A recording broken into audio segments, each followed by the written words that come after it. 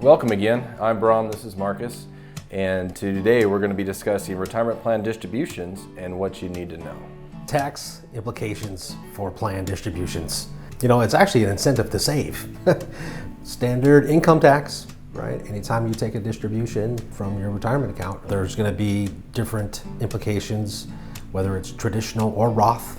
Age 59 and a half is retirement age, so anything prior to that, there'll be a 10% penalty. The RMD, which is your required minimum distribution, is also something to consider because you'll have income tax at that point when you start taking those out.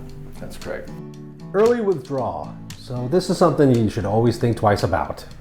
There is a 10% penalty for withdrawals prior to age 59 and a half. So unless you really have to, let's just think twice before you do. Correct. Bram? Yeah, now we have some exceptions coming up to that rule for death, disability, and other penalty exceptions that we call them. Pretty much if something bad goes on in your life, you probably can get the 10% penalty waived. There are some good reasons too that kind of keep changing by the IRS, so give us a call, reach out, we'll give you those details as you need them.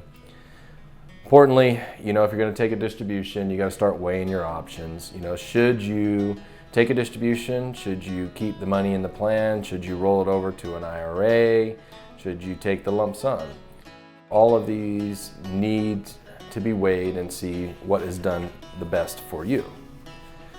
Now, making no change, maintaining the status quo, you have to work with your employer on that fact because they may allow you to stay in the plan, or they may ask you actually to leave the plan or start sharing some of the expenses that are derived from your money being in the plan.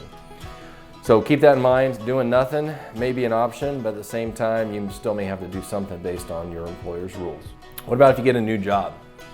Okay, can you take your money with you? Yes, you can take your money with you as long as the new plan will accept the money from the old plan. So rolling it over into that is definitely a possibility. It avoids the 10% penalties, and it keeps your tax deferred growth going too. What about rolling to an IRA? Is that an option? Yeah, oh yeah. Rolling to an IRA is an option as well. A direct rollover means that income taxes are not due. Future earnings continue tax deferred. You can control your money as far as the investments go as well. The required minimum distribution comes up again, even in the IRA. And really a direct rollover is the optimal way of going. When it goes from one account directly to another account and you never see any of the money. That's correct. That helps with the taxes too. Yeah. How about a lump sum distribution? Good idea? Not a good idea? Well, you'll owe some income tax in the full amount right away. If you're going to take a lump sum amount, there's a lot of income tax there. You may face 10% penalty. It puts your retirement goals in jeopardy. Anytime you take a distribution, it may delay you being able to retire. That's correct, because at that point, if you're taking money out of your retirement program, your deferred growth goes away.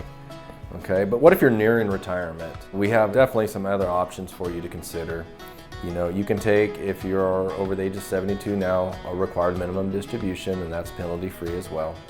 You can take it out in a lump sum. You can take it out in installment payments, which means just withdrawals over time. Maybe monthly, maybe quarterly, but it's just installment payments. I would recommend reaching out to a financial professional and see what their opinion is. I also recommend maybe reaching out to your accountant and seeing what their opinion is as well, and coming up with a game plan as a team. So consider all of those options, and you'll probably come up with a plan that fits well for you. The ABCs of required minimum distributions. Okay, recently the age was increased to age 72, where you are forced to start taking out a minimum amount. Now there's no maximum except for the value of the account, but the IRS does a mathematical calculation and tells you how much you have to take out at that point. There's no penalties, but it's possibly that you will be paying income tax on that money. Some plans allow you to take your RMDs. Some plans allow you to defer them in certain situations if you're still employed. So if you're still working at age 72 and you don't want to take your RMD, there's a chance that you won't have to. Now, taking distributions in installments is typically the deferred method. That way you have your good nest egg of money still growing for you over time, and you're taking out small portions each month or each quarter.